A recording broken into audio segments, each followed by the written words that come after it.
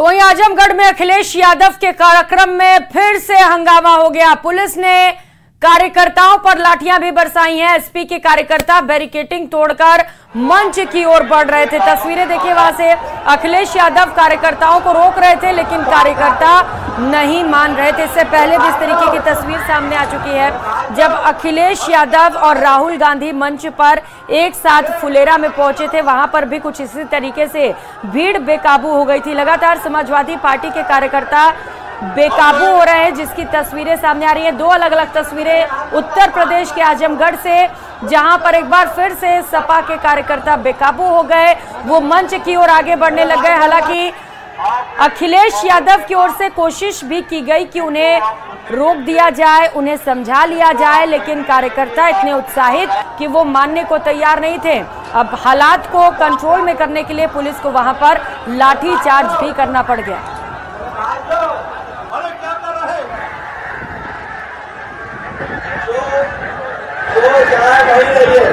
और पुलिस से भी कहूँगा, आप नहीं तो टीम में नहीं, आप आगे मत जाइए। आप पुलिस के लोगों से मैं कहूँगा टीम के अलावा न जाए कहीं भी। टीम में खड़े रहे, टीम में खड़े रहे, टीम में खड़े रहे। दो लोग एक नंबर। हमारे अपने जो पुलिस के भाई लोगों से कहिए कि वो टीम में रहे, उससे आगे न जाए। जितने भी खबर बिहार के छपरा से है, जहां पर चुनाव बाद हिंसा में एक शख्स की मौत हो गई और आज सुबह आरजेडी और बीजेपी कार्यकर्ताओं के बीच झगड़ा खूनी संघर्ष में बदल गया। छपरा में कल ही मतदान हुआ था। देखिए रिपोर्ट।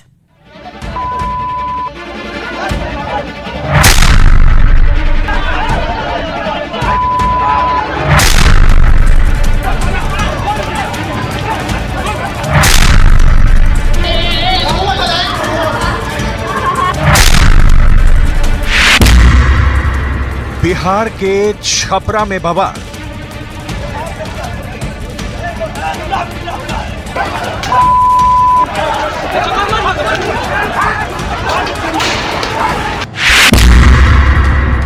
चुनावी हिंसा, सियासी संग्राम।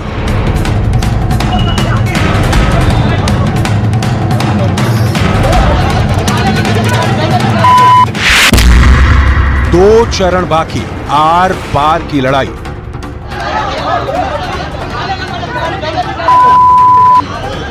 ये तस्वीरें बिहार के छपरा के भिखारी ठाकुर चौक की हैं। ये वो तस्वीर है जिसने बिहार की चुनावी लड़ाई को हिंसा में बदल दिया है।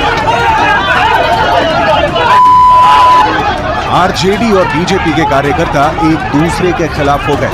दो गुटों के कार्यकर्ता इस कदर एक दूसरे के दुश्मन बने कि पुलिस को मामला शांत कराने के लिए लाठी चार्ज करना पड़ा। बताया गया कि छपरा में आरजेडी और बीजेपी समर्थकों के बीच फायरिंग हुई।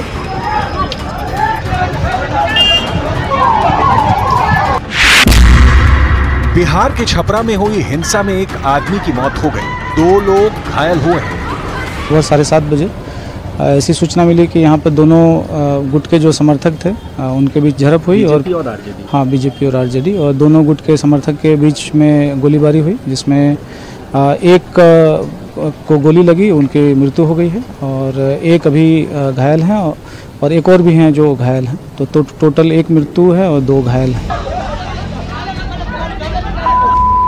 कार्यकर्ता जब शव लेकर चौक पर पहुंचे तो हंगामा हो गया। बीजेपी और आरजेडी कार्यकर्ताओं में फिर झड़प हुई, जिसके बाद पुलिस ने एक्शन लिया और हंगामा कर रहे कार्यकर्ताओं पर लाठी चार्ज किया।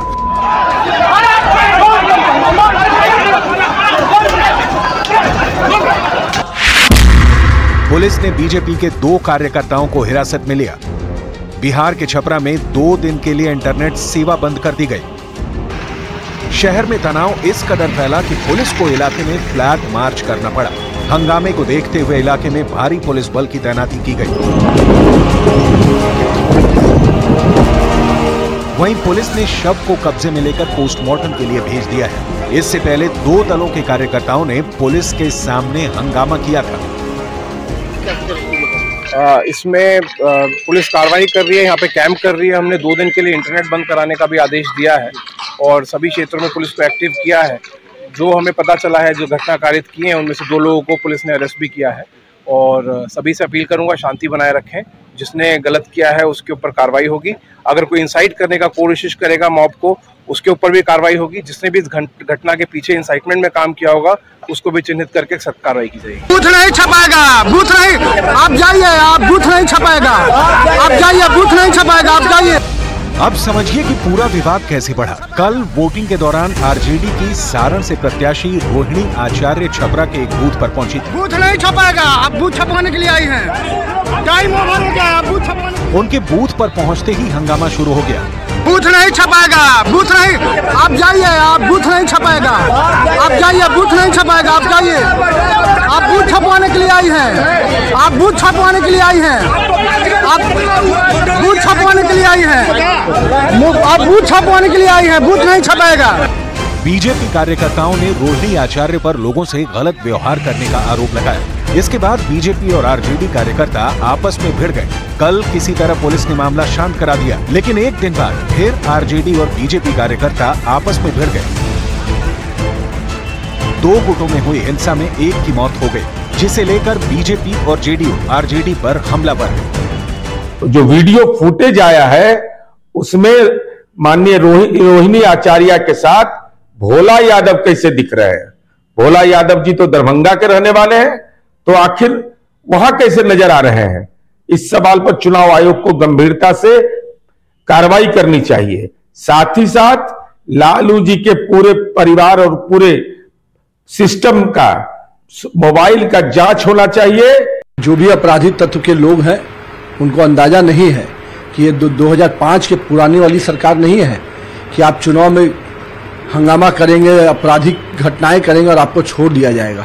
ऐसे जो भी अपराधी हैं जिन्होंने भी इस घटना को अंजाम दिया है और जिसके भी संरक्षण में दिया है, उन सबको महंगा पड़ेगा और पूरी तरह से उन पर कार्रवाई होना सुनिश्चित है।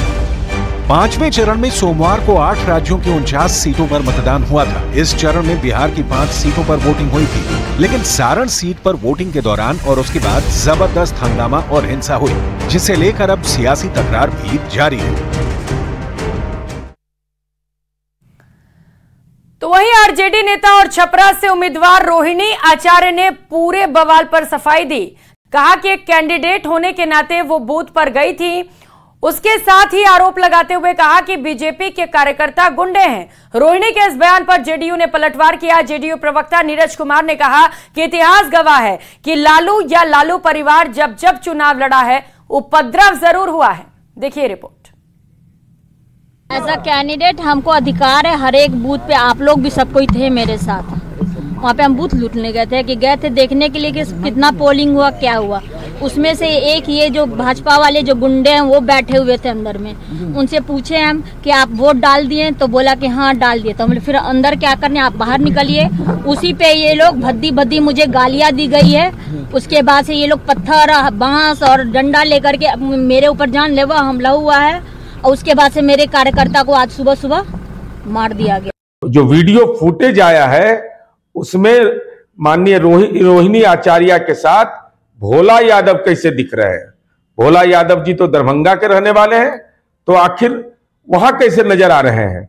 इस सवाल पर चुनाव आयोग को गंभीरता से कार्रवाई करनी चाहिए। साथ ही साथ लालू जी के पूरे परिवार और पूरे सिस्टम का मोबाइल का जांच होना चाहिए।